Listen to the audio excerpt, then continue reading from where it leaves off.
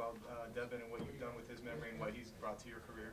Yeah, Devin and I were great friends, not only in the gym but also outside the gym. We were friends outside the gym before we were friends in the gym. And before he passed, I had a very long layoff between my last amateur fight and my first pro fight. And my last amateur fight, he was always texting me, get a fight, get a fight, get a fight. And I'm like, no, like whatever. And I always told him I'm going to get one last one. He's like, you're a pussy, you're not going to get one more, you're not going to get one. I'm like, dude, shut up, I'm going to get one more. So when he passed, I felt like I kind of owed that, not only to myself, but also I definitely owed it to him as a man and as, the friendship between us. And I'd be doing not only myself a disservice, but also his family a disservice if I didn't, take him every step of the way with me. So he'll be there with me at the Garden tomorrow night, on Friday night for sure. It's gonna be good. Joe just talked about the type of team that you have at Lauzon's and the vibe that's there. Can you just delve into that a little bit too? What's it like to be with such a close team, a close knit? Man, it's second to none of it over there. There aren't any egos. Everyone wants to help everyone out.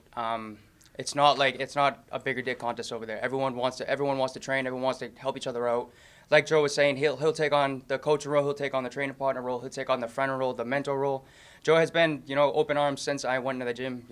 I not only consider him as a great friend, but also, a coach, a mentor, a great training partner, and I'm just grateful to be a part of it. Listening to Joe, obviously he's got a lot of wisdom. I'm sure he's bestowed a lot of it on you. Can Yeah. you even put into words what kind of mentor he's been to your career? He's like, there are a lot of guys I feel like they put on this fake act. Joe has been very raw from the beginning, and he never talked shit about any of his opponents. He was never like, the asshole to the people he was fighting. He was always respectful, and then let the fighting show for itself. And I feel like I kind of do the same thing. I don't want to say anything bad about anyone. I don't really care. I have no malicious content or no malicious intent towards anyone. I just want to have some fun, dude. I just want to throw my bones around and have put on a show for everyone.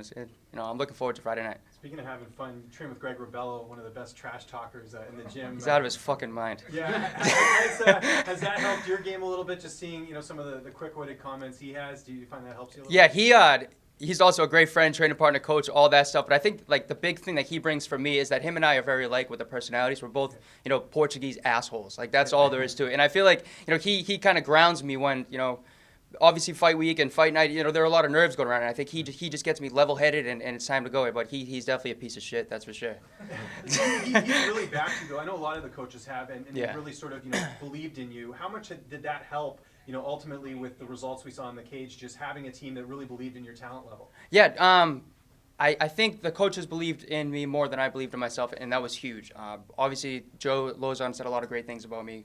Greg Abello, Steve Mays, they all said a lot of great things about me, and it was tough for me to believe. And once I kind of step back and all right, let's see if these guys are actually right about what they're saying, and let's start believing in myself. And I'm at this point right now. Granted, I lost my first fight, but I've never been in a better physical, mental, spiritual spot. I'm just ready to go, man. What was the feedback like from that first fight? Because you looked really good early on, and I think it sucks to lose, but Yeah. I think you actually gained more fans from that performance. Yeah, I think I took a lot more positives than negatives in that fight. And I was a unicorn going in. No one really knew. They knew I had a big right hand, a couple high kicks, a good, nice hair, and a fun walkout. No one knew that I actually had some talent. I didn't even know I had talent. I had never been punched in the face. I said this in a couple interviews before. In that fight, at one point there were 6 Brandon Davises. I was like, what the fuck is going on? This is outrageous. But it was so cool to me. I learned that I am as tough as what I hoped to be. I do have the style that I thought would be very fan friendly, and I feel like I have a lot more to showcase, and Friday night's gonna be a showcase for sure. Brady, going back to that trash talk, your last opponent, Brandon Davis, you guys were extremely respectful, Yeah. even to the point where he gave you a moment. Boston Salmon, you guys are saying that you're the friendly. Yeah. Do you want to face someone who's going to trash talk? And if so, will you trash talk back? To me, this is a sport. I don't need to like or dislike in the cage. There aren't any emotions. The relationship between my opponent and I are irrelevant in that time. Before the fight, I'm going to shake your hand. After the fight, I'm going to shake your hand. If you want to talk shit, then talk shit. I'm just going to separate myself. I've never been in a fist fight. I've never hit anyone ever in my life outside a sanctioned environment. I'm not going to start now just because now that someone wants to start pushing me. It's to me that's stupid. I don't want it. I don't want that stuff. We're gonna punch each other in the face. We get to put on a show. We get to make some money. Let's have some fun, dude. That's it. Watching your regional fights, you had one of the rowdier crowds that I think I've ever seen. It was pretty wild in there sometimes. Is it going to be magnified at the Garden? Is the TD Garden security ready for that? Dude, so we were getting kicked out of the local shows because my friends, the idiot, you know, I had a picture. I was blackout drunk in Vegas, and they blew it up and made it into a fathead and brought it to all the fights. It was just stupid. They brought it out to Atlanta. I had like 80 to 100 people in Atlanta with me. I was first fight night at 6 o'clock, and my friends were already doing shoeies. Like they're out of their minds, dude. So the Garden's it's gonna blow up, and everyone's gonna. I hope the UFC doesn't fire me just because my fans are a bunch of idiots. Like that's. With that being said, as soon as this card was announced, you obviously wanted on it. You jumped on social media, you wanted to make it happen. Now that it's here and you're kind of spotlit a little bit, open workouts, you're here at the media day. What has this fight week been like for you? I'm separating myself like from the emotion and the reality. The emotion is separate from the reality right now. The reality of it is that I'm fighting in Boston on Friday night at the Garden. The emotion side of it's going to come on October 19th when all is said and done. Hopefully we get that win, and then that's when things are going to set in and be like, dude, holy shit, I just fought in the Garden. But right now it's just another day. You know, a lot of guys don't ever have the opportunity to fight in their hometown. I was lucky enough that I'm getting this opportunity so early in my career, number one. And less than a year ago, I was fighting local. So that there's no extra like buzz in that regard. But it's going to be crazy. But to answer your question, I'm just separating myself from the reality of what's going on and the emotion, and then we'll celebrate after the fight. Joe was asked this yesterday. Are you more concerned about your fight, or is there some concern about his fight as well? Because one, it could be his last fight. Two, you're sharing a car with your mentor, Yeah. and your coach and your teammate. Like, how do you separate those two? What do you sort of? I'm more concerned about what pizza spot's going to deliver to my room at midnight. I don't give a fuck who's fighting where. It doesn't matter. My fight's important. His fight's important. But I want the food afterwards. That's the most important. Have you locked anything down? Do you have any ideas? Do you have any choices for that? Well, my go-to is always like a fuckload of Reese's, and a fuckload of Reese's consists of, there is no numerical value. It's eat until you start throwing up. But I'm gonna go to the Insomnia cookies across the street for sure. Make some cookie ice creams, and I'm just gonna put myself in some sort of food coma. Maybe take a bath in some peanut butter. Who knows? We're gonna see what happens. Randy, you always sort of knew you were going to be on this card. I think it was just a no-brainer with your following in the regional scene. Was it difficult getting an opponent just because this is just your second fight? I don't imagine too many guys are lining up to fight a guy who's in his hometown in his second UFC fight. I mean, I don't really think. I mean, I'm coming off a loss. If anything, I have a target on my back. I was the guy that got submitted in the second round. You know, I didn't really have anything like I didn't look like a killer out there. People weren't exactly lining up to fight me, but they weren't turning me down. I figured that since they're coming to Boston, and I do have, you know, a decent following that I have, and I have, you know, Joe Lauzon pushing me and getting in Sean Shelby's ear, I figured that I would probably get on this card, but there's never any guarantees. And I'm happy with the opponent that I have. I like Boston as a person for sure, but I definitely like the style clash that we have. It's gonna be a fucking fireworks show. It's gonna be sick. Randy, you spoke yesterday, you said you give 3 reasons why this is the perfect fight for you, dream come true. You said being in Boston in front of your friends and family. You said fighting on the same card as your coach, mentor. And you said just keeping the memory of your friend, Devin. If Devin was here today, what do you think he'd say to you? He said, he would probably say something along the lines, "I told you, you fucking pussy, you should have been fighting earlier."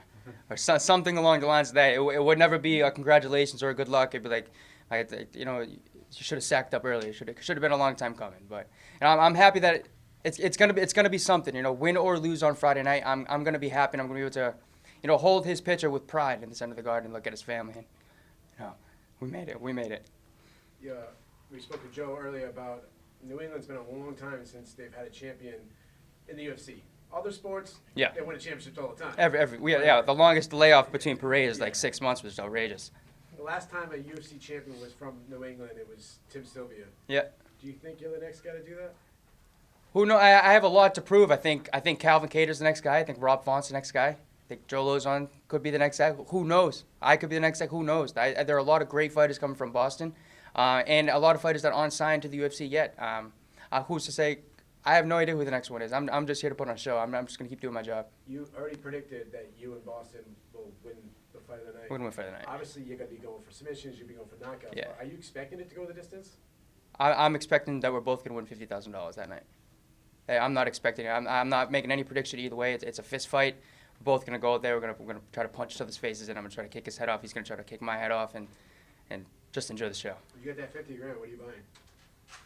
I don't know, man. That's fuck. I might buy out the Hershey factory. Who knows? You got pizza. You get lobster. I don't want lobster, dude. I can have lobster when I'm dieting. I can't have pizza when I'm dieting. You and Boston are friends. You talked about this a couple Yeah. different times. And I know you being from Boston, I grew up in the Boston area. When you're hanging out with your friends and something big's coming up, as the days get closer, you guys get more jacked up about it. Have you ran into him in the hotel? Have you both just kind of talked to each other about it and just gotten so fired up that you guys? I haven't seen him yet, but I definitely don't expect there to be like any like weird tension between the two of us. In a good way, though. Yeah, no, I expect that when we see each other, it's like I hug him like, dude, let's have some fucking fun. I don't think there's gonna be like any like grilling each other, anything stupid like that. I think it's let's put on a show, dude. You know how it is here. You know how the fans are in Boston. Let's live up to the hype. Let's steal the show on Friday night for sure. Anything special planned for the TD Garden walkout?